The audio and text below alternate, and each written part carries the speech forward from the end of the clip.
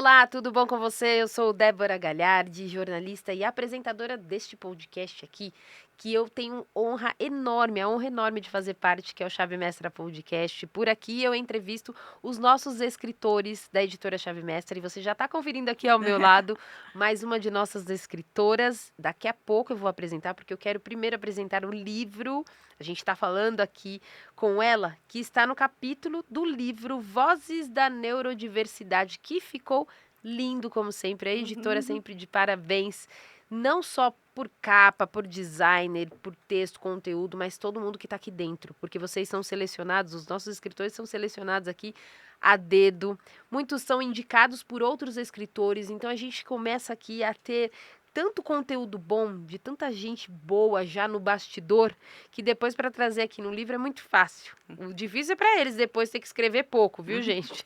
Eu vou perguntar isso para ela também. E tá aqui comigo, deste livro, a Camila Lara, que está no capítulo 5, falando sobre vínculo terapêutico em aba, ciência e afeto. Ela que vai falar mais com a gente sobre isso. Camila Lara, tudo bom com você? Tudo ótimo e com você. Tudo bem, graças a Deus também. E ontem foi nosso lançamento, né? Lindo. Como é que foi? Muita emoção, né? Muita emoção. Eu brinco que, assim, a gente tinha aquele objetivo da infância, né? Que é plantar uma árvore, escrever um livro e ter um filho, né? Faltava o livro.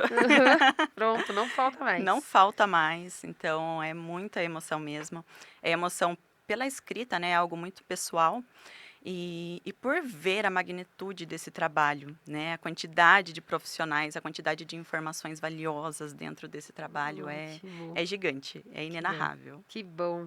E a pergunta que eu sempre faço para vocês também, antes de a gente entrar ali no capítulo, você tinha o desejo de escrever ou não? Muito. Veio uma pergunta e quer ser escritor? Como que foi? Sempre tive, absolutamente sempre tive. Eu escrevo muito, escrevo sem precisar, inclusive. Eu brinco que quando eu estou conversando com alguém, eu estou com a caneta na mão, e depois eu olho para o papel e falo, nossa, parece que eu escrevi toda a conversa ali. Então eu amo escrever, escrever de todas as formas, né? Cientificamente, né? Publicar. Eu faço um trabalho legal, assim, que eu julgo muito legal na internet, né? Que é de levar informação. Então, eu gosto muito de escrever minhas postagens, produzir conteúdo, né? Eu trabalho hoje em consultório atendendo crianças, mas eu sempre tive esse anseio de alcançar mais pessoas, né? Se eu pudesse, eu abraçava o mundo com as pernas, ampliava as horas do meu dia para poder Sim. atender mais, para poder me doar mais. E daí eu consigo fazer com que essa produção de conteúdo seja uma forma de estender o meu trabalho, de alcançar mais vidas, alcançar mais pessoas. Ótimo.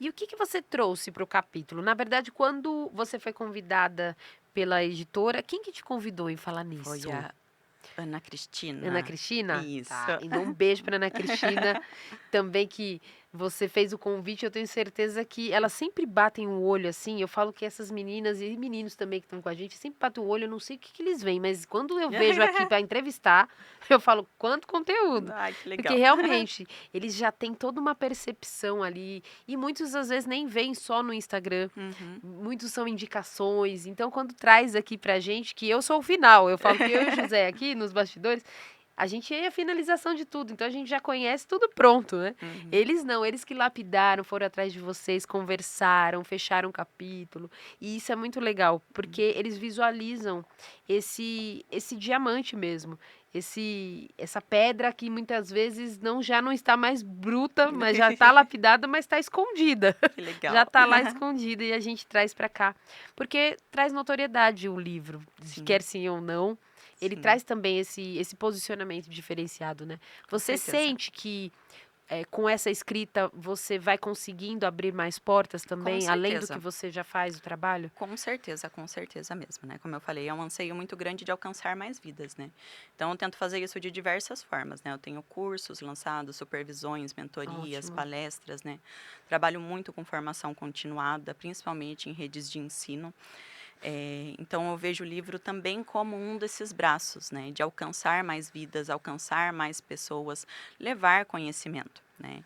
Eu sempre falo, e eu acho que é uma máxima, que nós rompemos preconceito, nós rompemos discriminação, nós tornamos a sociedade mais inclusiva a partir de informação. Então, nós Aham. precisamos nos engajar a levar informação de qualidade, né? E se cada um fizer a sua partinha nisso, levando Sim, informação, e muitas vezes assim, sim. levando informação de forma acessível. Né? Quando a gente está falando de aba, principalmente, né? Da ciência aba, muitas vezes tem nomenclaturas muito técnicas, tem muitas diretrizes, muito rigor, e muitas vezes a gente precisa desconstruir isso, né? Eu tenho Sim. que receber um pai no consultório, por exemplo, a mesma coisa que eu penso de uma postagem para alcançar uma família atípica, por exemplo, que precisa intervir com a sua criança em casa. Eu posso colocar lá, né, pai, faça análise funcional dessa criança, desse comportamento, antecedente, comportamento e consequência.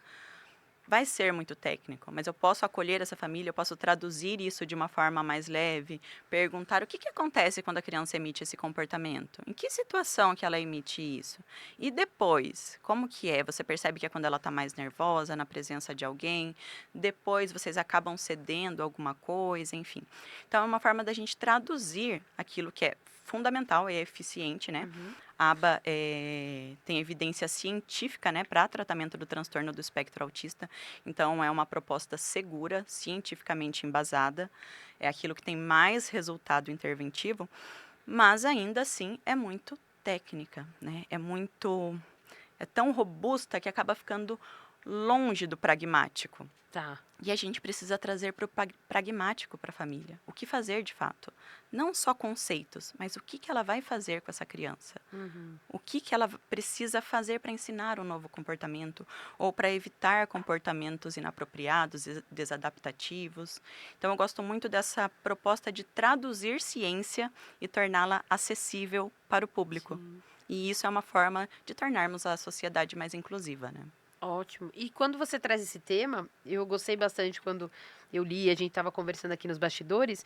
Eu acredito que isso já é para a vida e para adultos. Sim, Porque você geralmente você primeiro simpatiza com aquela pessoa, você se conecta, você tem algo por aquilo que ela tá te passando. uhum, Tanto tua expressão corporal, tanto com o seu sorriso, tanto há uma conexão e você se sente acolhido e confortável de conversar com alguém, de se abrir. Então imagine com crianças e com certeza, adolescentes. Isso que você traz é muito importante, esse vínculo com precisa certeza. existir primeiro.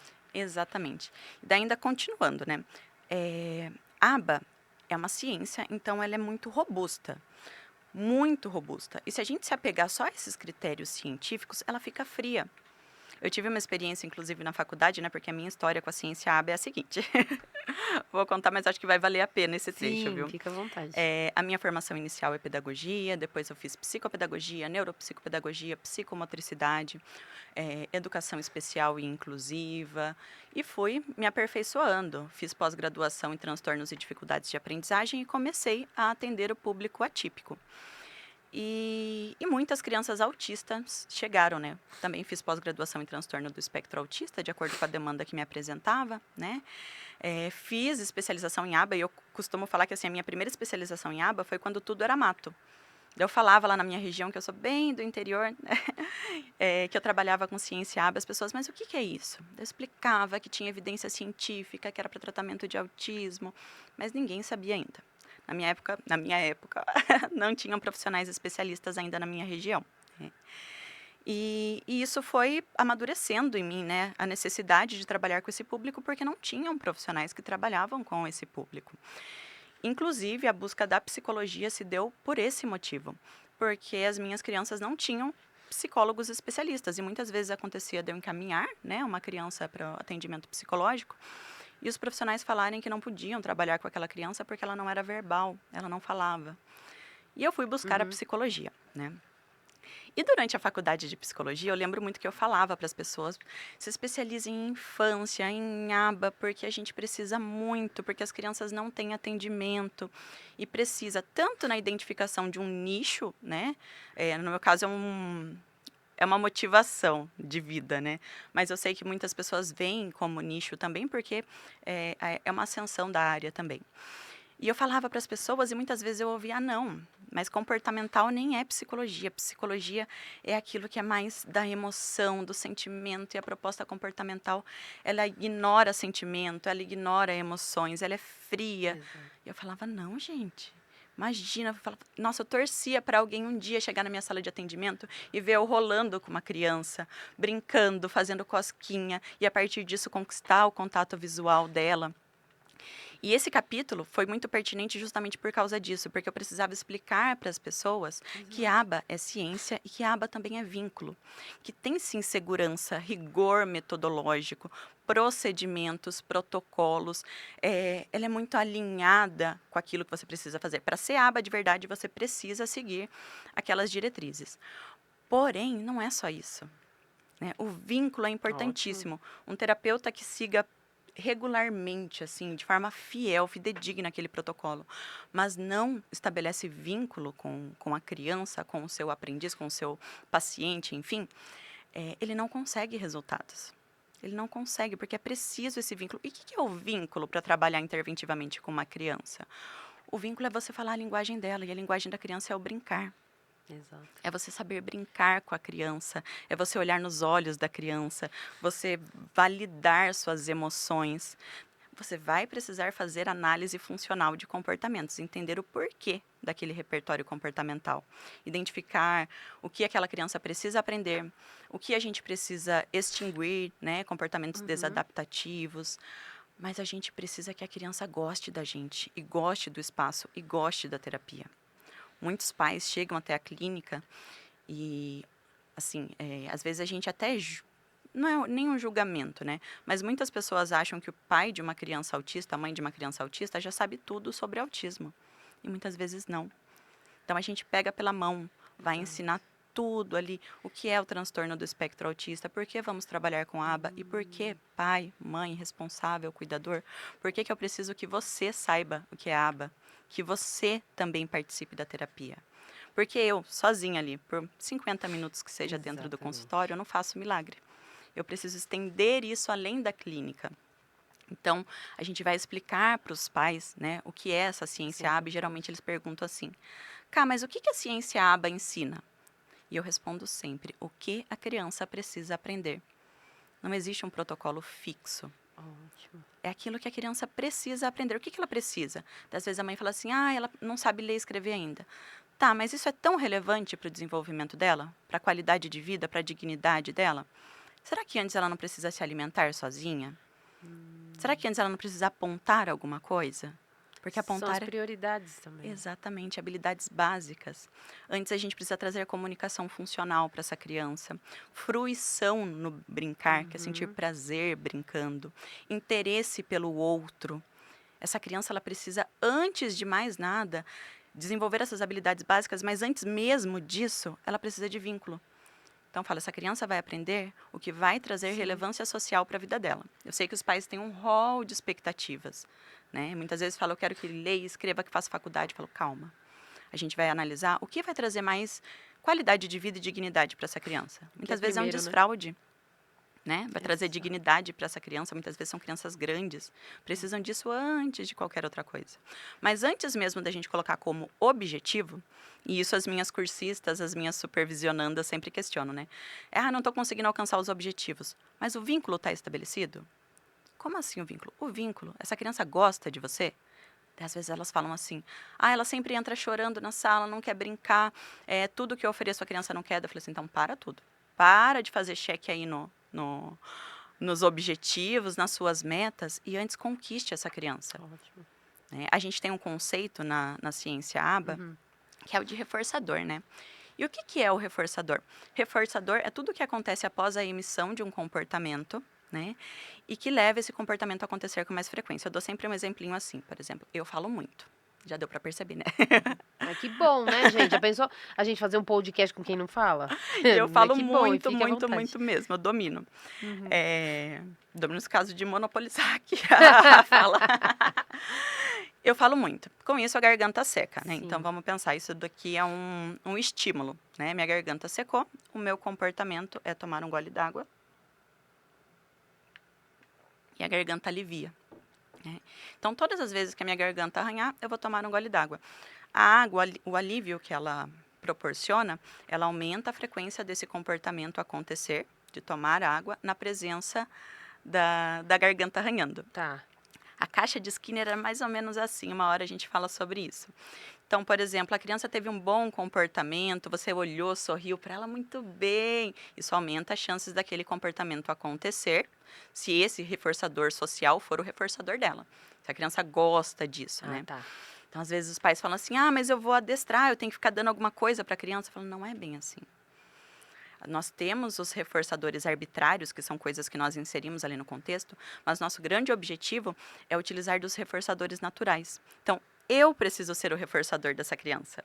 Essa criança precisa gostar tanto, tanto, tanto de brincar comigo, ela está tão feliz ali, tão envolvida, tão engajada, que ela já está desenvolvendo habilidades, que a gente já está trabalhando interventivamente ali.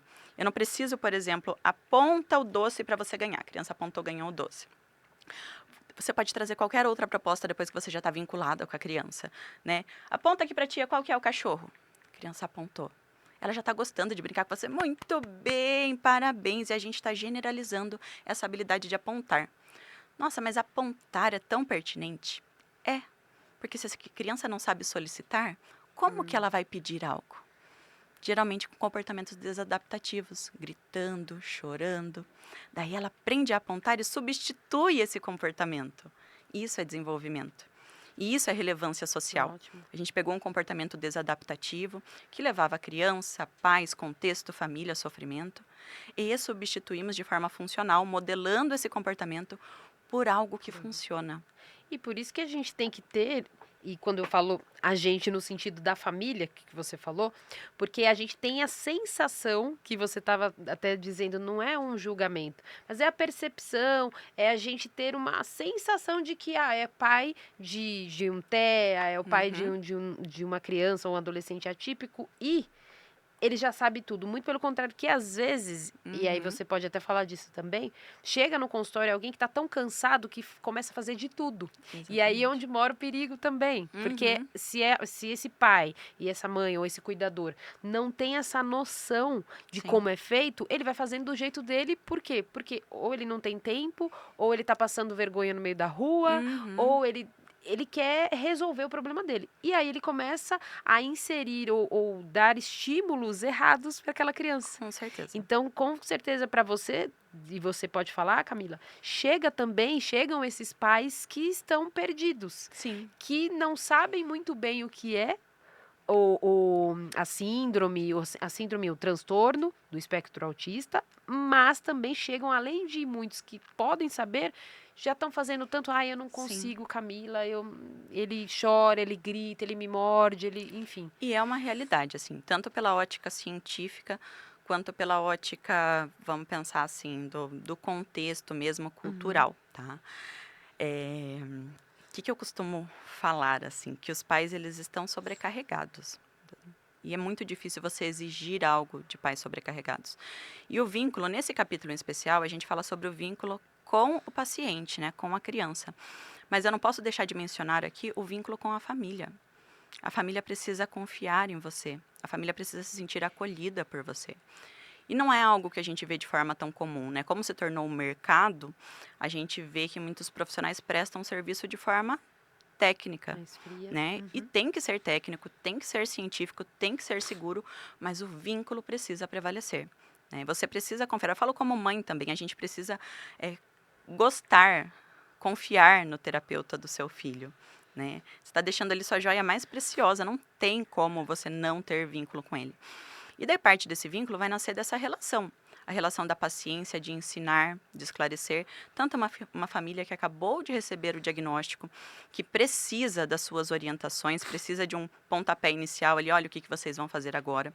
Sim. Que não seja algo pesado, porque imagina você chegar com uma família que ainda está elaborando esse luto diagnóstico, está passando por esse processo de aceitar, não aceitar, questionar, enfim, e você já chega e fala, você tem que fazer isso, senão a sua criança não vai se desenvolver e a culpa é sua. Não é desse jeito, né? A maior parte do que vai promover desenvolvimento com a criança é realmente aquilo que acontece no maior tempo dela. Então, a carga horária terapêutica, mesmo que seja uma carga horária padrão ouro, 40 horas por semana, ainda assim é menos do que o tempo que a criança passa na casa, na família, Sim. no ambiente regular.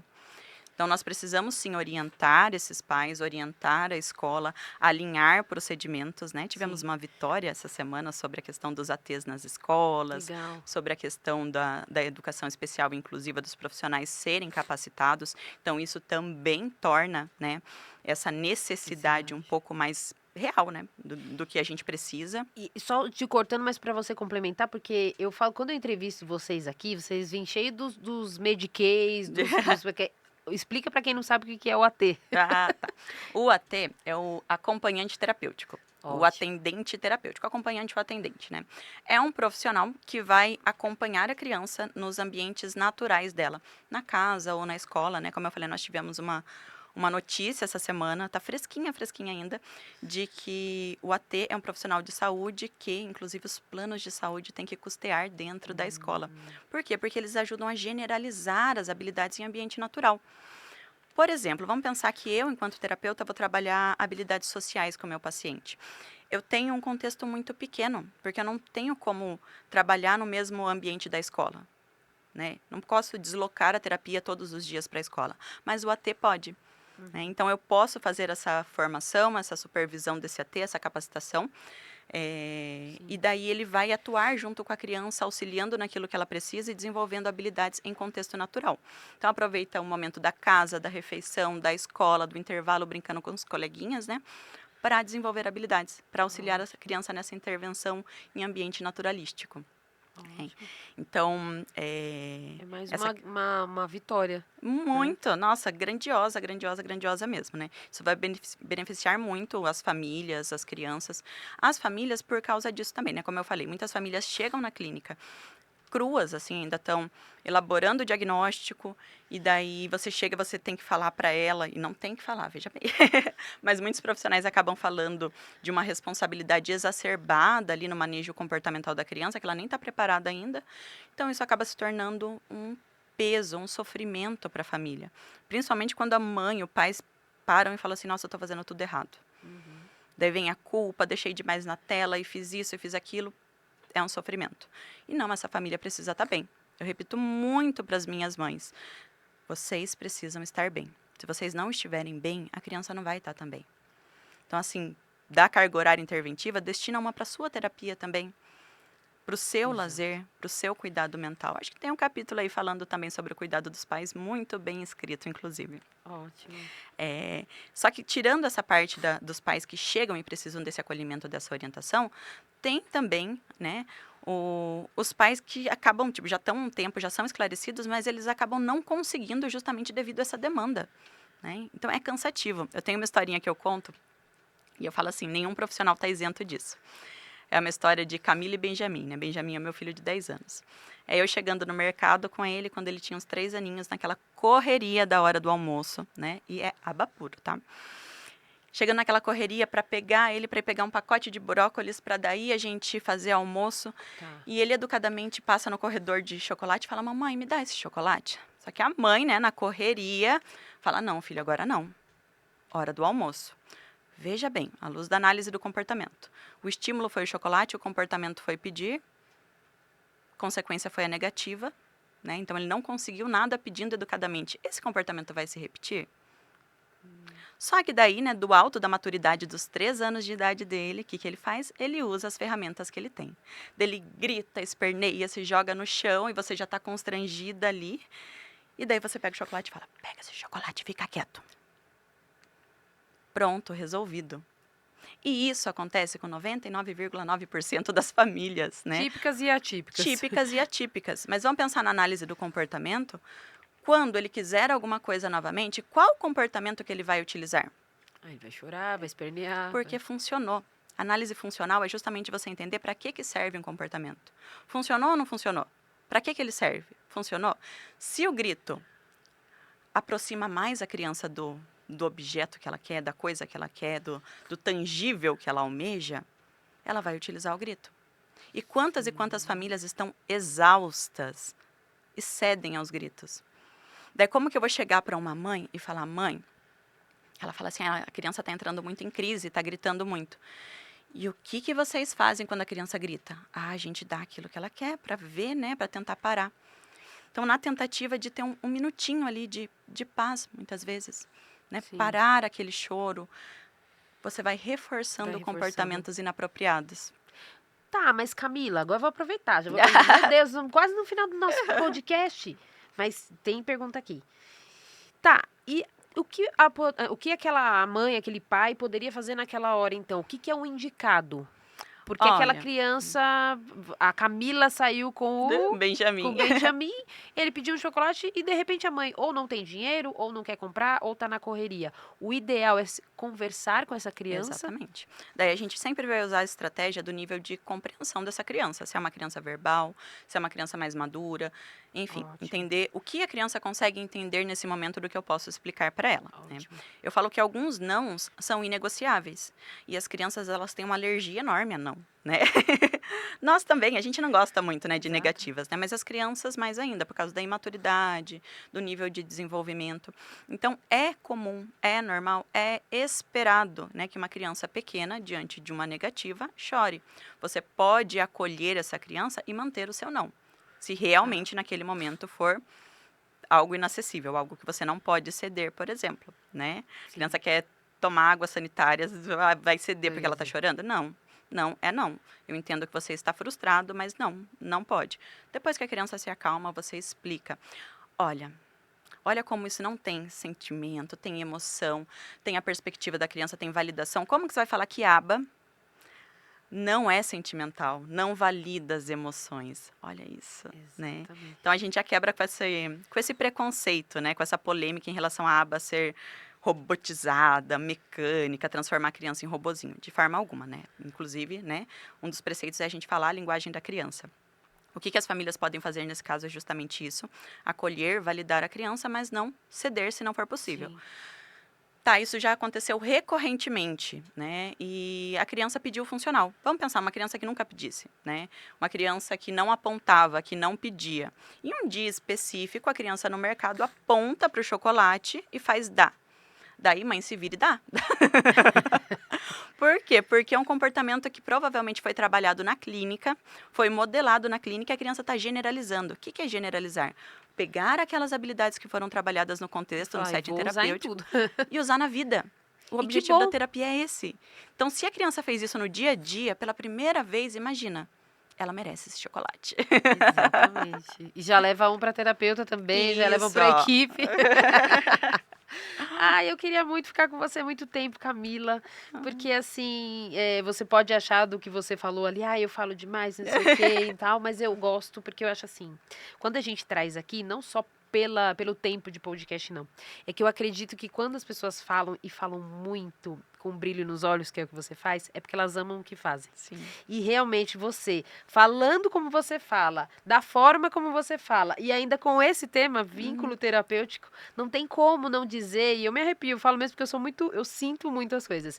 E você realmente traz muito amor pelo que você faz. Então, a gente precisa muito de pessoas como você. Então, eu estou agora num livro que, inclusive, vai lançar agora pela editora, Comunicação e Oratória na Prática. Então, não perca isso que você tem, viu? Porque a comunicação, ela nunca é demais. A gente, muitas vezes, é julgado por falar muito, mas que bom. Porque que bom que pessoas como você estão falando muito. As pessoas precisam ouvir. Eu, por exemplo, tinha uma outra percepção de aba. Você me trouxe uma outra completamente diferente, mostrando o quanto esse vínculo com uma criança, com um adolescente, e até com a família em torno, e como nós, jornalistas, pessoas que estão entrevistando vocês, saímos de uma outra forma. Então, não se julgue também não, já estou aqui dando uma de terapeuta, mas pela comunicação, porque é importante sim. A gente tratar de temas como esse é importantíssimo. Então, tem muitas pessoas precisando de ajuda e que às vezes faz o que a gente fala hoje, que é o que muitos pais, e não estamos julgando, mas falando, do celular como uma chupeta antiga. Sim. Que tudo gritou dar o celular. Gritou quando a gente fazia da chupeta, que a gente tinha tanto e usava tanto isso. Então, hoje, o que eles têm de informação é essa. Gritou, ajuda. Sim. Não, gritou, sai correndo. Ou não vai mais ter convívio. Um pai de um autista, de um TDAH, enfim, o autista um pouco mais ali, principalmente nível 2 e 3, né, de suporte. Isso. não sai mais, não sai de casa. Então, E não é esse o caminho. não é esse o caminho e você tá trazendo isso pra gente. Então, fale, continue mesmo, mas vamos marcar outro episódio. Vamos sim, viu? Vou Você até não tá mudar. aqui, né? Você tá no interior No de interior. São Paulo. Ah, mas é um pulinho pra cá. Vem pra cá, vem pra cá pra gravar mais, pra gente falar Pode desse deixar, tema. viu? Eu vou até mudar essa frase. Quando eu sempre explico e justifico que eu falo muito, agora eu vou mudar Exato. para eu tenho muito a falar. Ótimo! Amei, tá vendo? Até o José gostou. É isso, eu tenho muito a falar. Porque a gente não pode se calar, não. E não tem nem como calar agora com esse livro, né? Vozes da neurodiversidade. Você é uma de nossas muitas vozes aqui no livro, mas com certeza vai impactar muitas vidas, viu? Muito obrigada mesmo. Eu agradeço E muito, sucesso. muito, viu? Sucesso mesmo. Sucesso para nós e que a informação chegue cada vez a mais lugares, levando mais esclarecimento e rompendo com certeza. preconceitos. Ótimo, muito obrigada. E ó, você que tá aqui, ó, é assim como a gente tá, que você tem que ficar. Você com os teus filhos, tuas crianças aí da família. A família por completo é de mão dada com cada um dos profissionais. Por quê? Eles não são só profissionais, Sim. eles fazem parte da família. Eles fazem parte do crescimento desta criança que tá aí e que muitas vezes você tá perdido. Corre, que tem muito profissional bom para te ajudar. E confere aqui, ó, antes de eu encerrar, confere aqui também o link lá, a gente vai deixar o teu Instagram. Aqui no nosso canal, na nossa descrição do YouTube, para todo mundo que precisar tirar mais dúvida, ou aqueles que querem estudar mais, ter mentoria, aula, tudo, porque essa mulher, ela vai te ajudar de algum sentido. Então, manda muito mensaginha obrigada, lá, Camila Lara, neuropsi. Também tem a aquarela.itapeva, que é a minha clínica. É um lugar lindo que nasceu justamente para ajudar as crianças com necessidades especiais, os autistas e todas as neurodiversidades. Ótimo. E é isso. E confere esse podcast aqui não só para você, mas manda para todo mundo, porque essa mulher tem muito a falar. Eu te vejo no nosso próximo episódio. Vai lá adquirir teu livro. Corre. Beijo.